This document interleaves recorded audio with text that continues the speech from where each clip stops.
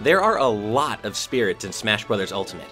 Take it from me, the game isn't even out yet and we've already identified over 400 spirits based on direct and other pre-release footage alone.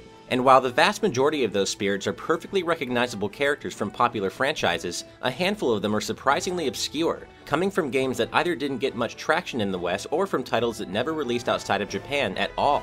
But even among the more niche spirits we've identified, there are clear levels of obscurity. For example, the legendary Starfy series never really took off or got much exposure outside of Japan beyond a single release, but plenty of Nintendo fans can tell you who Starfy is and point out that he has appeared as an assist trophy in multiple Smash Bros. Titles. That's not the kind of obscure we're aiming for with this video. While we don't yet know exactly how many spirits exist in Smash Bros. Ultimate, what we do know is that the staggering number of them means that Nintendo has taken it upon themselves to dig deeper than usual into their own rich history for spirit source material. In fact, some of the spirits we've identified so far are so obscure that even the most ardent Nintendo devotees might be left scratching their heads as to where some of these characters come from, or even what their names are.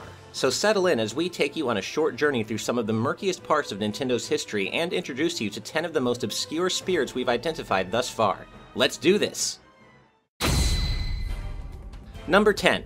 Raymond Bryce. While Raymond Bryce might be recognizable to some of our European and Australian fans, this former US Marine turned public servant is still relatively unknown among American Nintendo fans. That's because the Wii title he's the protagonist of, Disaster Day of Crisis, never came out in the US. Developed by Monolith Soft, who would go on to win JRPG fans the world over with the Xenoblade Chronicles series, Disaster Day of Crisis is an action-adventure game that sees Raymond Bryce called back into action to foil the terrorist plot of a former military organization named Surge. Number 9. Muddy Mole. Mario, Zelda, Star Fox, Pikmin. These are all beloved franchises associated with the legendary Shigeru Miyamoto, but did you know he also produced a little-known puzzle game for the original Game Boy called Mole Mania? Muddy Mole here is the protagonist of that very same Mole Mania, in which Muddy is tasked with rescuing his wife and 7 children from the evil cabbage farmer Jinbei. To do this, he has to venture into the not-so-creatively named Jinbei Land and make his way through each of its 8 worlds by burrowing tunnels and manipulating steel balls to deal with enemies and obstacles. Can you dig it? Number 8. Iris Archwell, Coraline, Shinobu, and Crispin. Whether or not you recognize any of these faces depends entirely on how much you indulge in the 3DS's Street Pass phenomenon, as each of these characters hails from a different Street Pass game and provides players with tips and assistance. To get a little more specific, Iris Archwell is a detective investigating the haunted house that serves as the setting for the Monster Manor game. Coraline, meanwhile, is employed at the local fishing club that doubles as the player's base of operations in the game Ultimate Angler. Shinobu's starring role is in the game Ninja Launcher, where she serves as the player's apprentice and provides helpful tips for using the ninjutsu cannon to defend the land from a demon army. Finally, Crispin appears in the game Feed Me as an assistant chef who guides the player in their effort to properly feed groups of hungry warriors. Number 7. Aija. Way back in 2007, Nintendo published a little-known tactical RPG for the original DS called Ash, Archaic Sealed Heat. But this game was never released outside of Japan, meaning Princess Aija here is especially obscure outside of that territory. That's right, Princess. Aija is royalty in the Kingdom of Millennium, and as it turns out, she has it pretty rough. Ash Archaic Sealed Heat opens with a deadly creature called the Fire Serpent interrupting Aija's coronation ceremony and laying waste to all of Millennium, killing all of its citizens in the process. In a rather dark twist, Aija then discovers she has the ability to summon her lost friends from the piles of ash they've been reduced to. With her ashen allies at her side then, Aija sets out to restore the Kingdom of Millennium and revive all of its inhabitants. Quite the intense setup for a game that shares its name with yours truly. Number 6. Eve. Most Nintendo fans can easily identify Ness, Paula, Jeff, and Pooh from Earthbound. Fewer fans are familiar with their Earthbound Beginnings counterparts being Ninten, Anna, Lloyd, and Teddy. And fewer still will recognize Eve, a powerful robot who joins Ninten and company as a temporary party member late in the game. And when I say powerful, I mean it. She's far stronger than any other playable character in Earthbound Beginnings, making a notoriously difficult game much easier while she's in your party. But all good things must come to an end, and for reasons I won't spoil here for those who haven't played the game, she doesn't remain in your party for very long. But she's one of the most important characters in the first Mother game all the same, playing a key role in Ninten's quest to save the world from the extraplanetary invader Gygus. Number 5. Nick.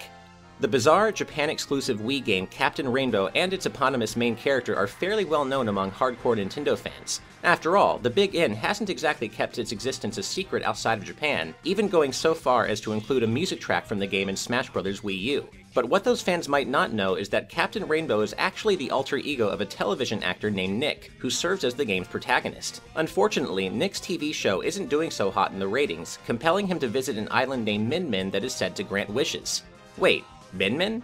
Is it possible that the name of our favorite ramen-powered arms fighter has been a reference to Captain Rainbow all along? Well, probably not, but it's a fun possibility to think about. Number 4. Yama. This big-nosed elderly fellow comes from the Tower SP, a construction and management simulation game released for the Game Boy Advance in the mid-2000s. This obscure title was co-published by Sega and Nintendo, and surprisingly saw a release in both Japan and the US. Yama's full name is actually Yamanouchi, and he serves as the CEO of Yamanouchi Construction, the company the player works for in the Tower SP. As such, Yama provides instruction and guidance as the player begins carrying out their assigned task of building a skyscraper for Yamanouchi Construction. Number 3. Noise. This yellow fellow with the oversized headphones is named Noise, and he headlines a little-known Japan-exclusive Wii game called Kiki Trick. Kiki Trick is an offbeat title that essentially focuses on listening comprehension. In the main game, players are challenged to pick out what a particular voice is saying over background noise such as people talking. That's just the main game though. Kiki Trick also includes a smattering of minigames focused on auditory cues and oral interactivity, making for a title that's not only obscure, but very different from anything else on this list.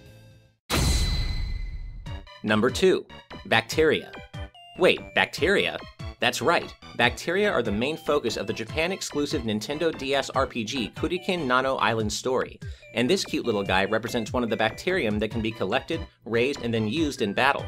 Kurikin Nano Island Story thrusts players into the role of a student who is attending Nano Academy, a school located on, where else, Nano Island. This island happens to be home to around 100 different species of bacteria, which are collected by using the stylus to absorb living matter in specific areas around the island. Battles are group-based, with players controlling large swaths of their bacteria at once by drawing circles around the section they want to move. This is a truly obscure part of Nintendo's publishing history, but we do have one more entry on this list. Number 1. Master Fu Tsui.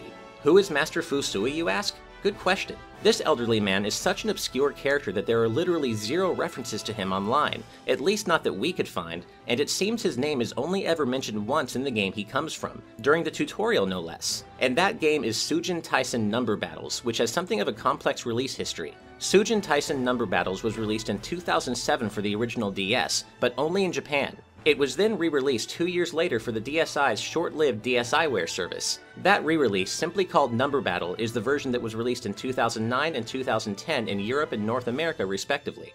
Number Battle is a puzzle game that combines elements of dominoes and mahjong, challenging players to strategically place numbered tiles on a board in various sequences. Surprisingly, Number Battle features a full story mode and even included online play over the now discontinued Nintendo Wi-Fi connection.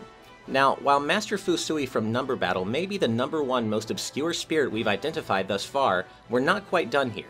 As it turns out, we have a bonus entry related to a recognizable Metal Gear Solid character who almost flew under the radar because the specific render used for her spirit is so obscure. That character is Eva, the double agent from Metal Gear Solid 3 Snake Eater who reappears as Big Mama in Metal Gear Solid 4 Guns of the Patriots. But as prominent a character as she is in the Metal Gear universe, we bet most of you don't recognize this particular render of her. That's because it comes from the recent Metal Gear Solid 3 Pachinko game, which is naturally exclusive to Japan and has remained quite obscure outside of that territory. We almost didn't recognize her here, but the all-analysis machine came through in the end.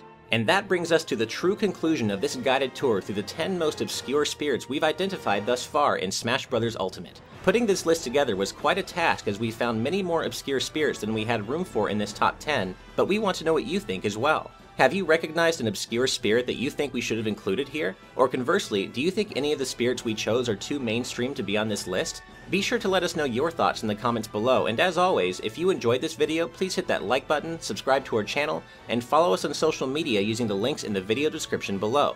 Otherwise, keep it on GameXplain for more on Smash Bros. Ultimate and all things gaming.